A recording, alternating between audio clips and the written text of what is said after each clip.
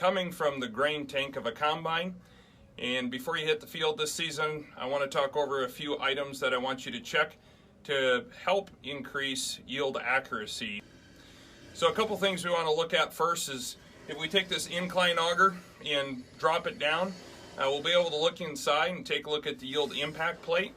I'll show you in a minute here what we want to check for to make sure it's free of debris and not full of holes to help ensure yield accuracy. All right, so once you're looking inside your clean grain elevator where that meets up with your incline auger and your grain tank, you're going to be looking at this impact plate right here, this white poly pad.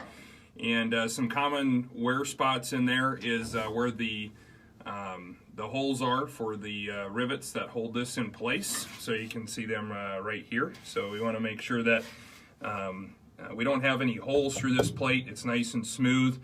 It's not super wavy. If you're seeing anything like that, that could throw off the readings that you get for your yield monitor system. Another spot that we want to take a look at as we move around on the system here is along the backside edge of this impact plate. And this area back in here can really fill up with some dust and debris, especially if there's holes in it. It's always good prior to season to make sure this is all cleaned out and that it's free to move behind there, because as the grain flows in through the system, it's going to hit that impact plate, and that needs to have range of motion to move back and forth. So another item that can affect yield accuracy is the moisture sensor here that comes off the clean grain elevator as well. This is the in-grain tank model.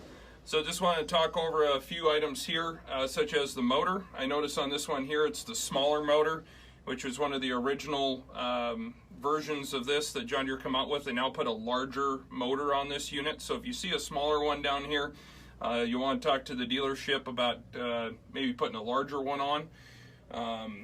It's real easy to change these out. There's just 2 bolts up here on top and then one down underneath. You pop that out, this whole thing comes out. So you can take the unit into your dealership to get rebuilt, or you can buy a reman through our parts department. So that's one thing to check. Just take a look at that motor size there. When you turn the key on your combine, just to the accessory position or to the on position, you'll hear the moisture sensor cycle the plunger. So it'll come down and then go back up. You'll hear that motor spinning.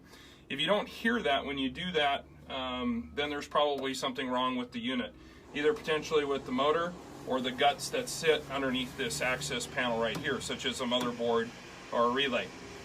Another item that we want to take a look at with the moisture sensor is the plunger found at the top, and that allows grain to come in, but also creates a nice seal for when it pushes it out back into the incline auger. So show you a picture of what that looks like. So here we are looking inside the incline auger coming up from the clean grain elevator, and we can see the plunger inside of this, or at the top of the moisture sensor here.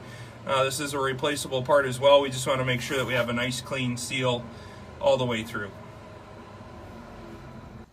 Right here we're on an S-Series combine. Want to make sure that your impact plate is clean just the same up in the grain tank as what I just showed you. It's going to look a little bit different in an S-Series combine. You won't have a big poly plate, but you still want to make sure it's clear of debris and not showing, don't have any mouse damage there associated with it. On the moisture sensors on these combines, they're side mount, like I said. Pull these pins at the bottom if you didn't do so before last fall. This auger will pull right out, and just make sure that we don't have any encrusted grain in this cartridge. Also, if you're dealing with cameras with auto maintain on these combines, just make sure you unclip them here and make sure that the lens for this camera is clear and free of debris.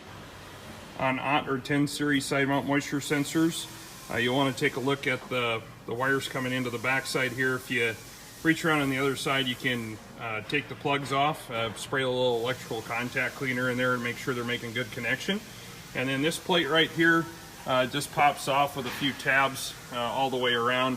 And when you pull that out, then you can have access to the moisture sensor plate that's right behind here.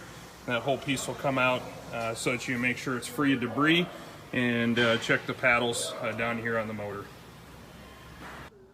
So that concludes just a few quick things to take a look over on your yield monitoring system on your combines before you guys head to the field this fall. I'm Precision Ag Manager Jeff Buyck with C&B, committed to being your dealer of choice.